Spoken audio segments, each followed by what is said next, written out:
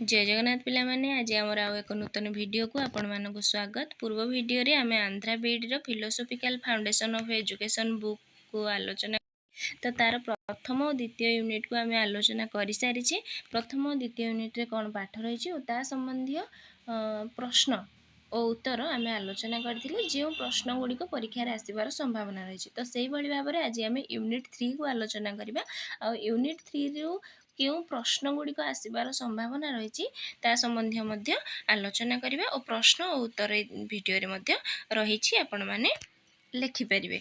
तो यूनिट 3 रे हमर पाठ रहउछि eastern systems and western schools of philosophy.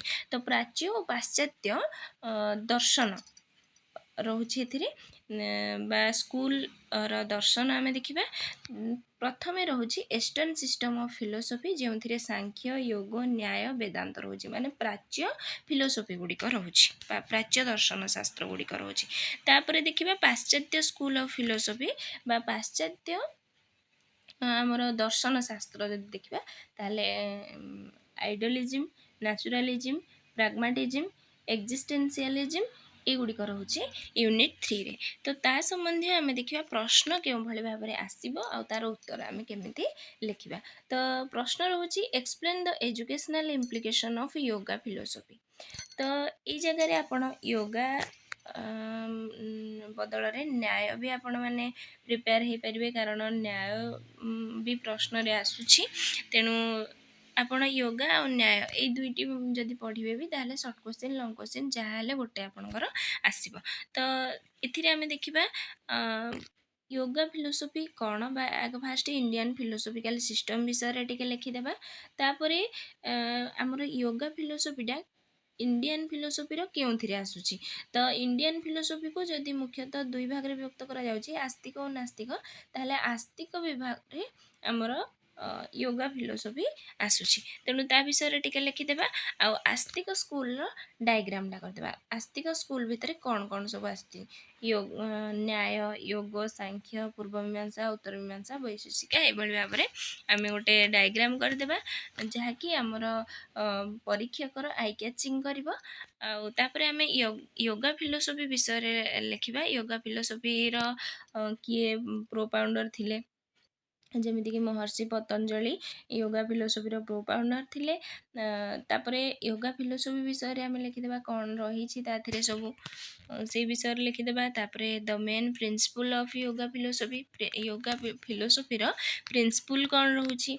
तापरे एठी गोटे डायग्राम देखंतु योगा रो जो 9टी रहिछि पार्ट अछि 8टी पार्ट अच्छी से गुड़िक आम डायग्राम रे लिखिदेबा। यम नियम आसन प्राणायाम प्रत्याहार धारणा ध्यान समाधि एगुड़िक सब।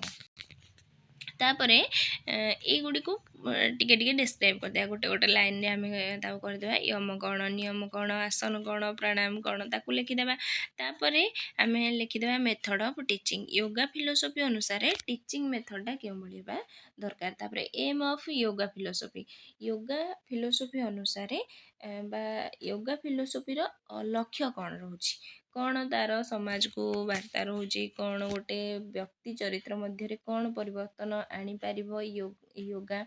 तो से विषय रे आमे जानिबा ए सब लिखि सारिबा परे हमर हेइ जिवो। जदि आमे शॉर्ट क्वेश्चन पाए लिखुचे ताहले 2 पेज तो आराम से हेइ जिवो। जदि लॉन्ग क्वेश्चन लिखुचे ताको आउ टिके टिके एलाबोरेट कर देले आपण माने निज भाषा रे तो सी 3 रु 4 रु 5 पेज निश्चित भाव रे हेइ जिवो। तापरे आमे देखिबा सेई विभाग रो बा यूनिट 3 रो वेस्टर्न विभाग रो आमे देखिबा कोन प्रश्न explain the idealistic philosophy of education. से भली भाव रे आमे वेस्टर्न फिलोसॉफी ऊपर टिके लिखिदेबा। तापरे आइडियलिज्म ऊपर लिखिदेबा। 4 पार्ट्स ऑफ आइडियलिज्म हमर जेमिति सब्जेक्टिव ऑब्जेक्टिव साइंटिफिक थेस्टिक ए भली भाव रे आमे 4टी पार्ट को डायग्राम रे लिखिदेबा। तापरे हमर आइडियलिज्म रो एम ऑफ एजुकेशन कोन रहउछि आइडियलिज्म अनुसार तार एम ऑफ एजुकेशन कोन रहउछि। तापरे रोल ऑफ टीचर रो रोल कोन रहउछि आइडियलिज्म रे। तापरे role of student method of teaching टीचिंगटा कौ प्रकार रहा दरकार स्टूडेंट भूमिका कौन रोचे टीचर भूमिका कौन रोचे एगुड़िक सब आम लिखिदेवा तापर लिखा डिसिप्लिन आइडियोलॉजी अनुसार व्यक्ति मध्य जो डिसिप्लिन रहा दरकार से ताकू लिखिदेवा तापर करिकुलम आइडियोलॉजी रे कौन करिकुलम रोचे बा स्कूल रे कौन सब रहा दरकार जमीक कि सब्जेक्ट रे आमर रहा स्पिरिचुअल सब्जेक्ट फिजिकल एक्टिविटीज एगुड़िक सब रहा दरकार तापर आइडियोलॉजी रो मेरिट देखा तापर क्रिटिसिज्म ऑफ आइडियोलॉजी तो ये आइडियोलॉजी को क्यों माने क्रिटिसाइज करथिले बा कौन होइथिला काहेकि ताऊ ग्रहण करागलानी परवर्ती समय ए विषय मध्ये टिके लिखिदेवा तो ये 3 रु 4 पेज आमर आराम से हो तो आपण माने से अनुसार प्रिपेयर हेबे तो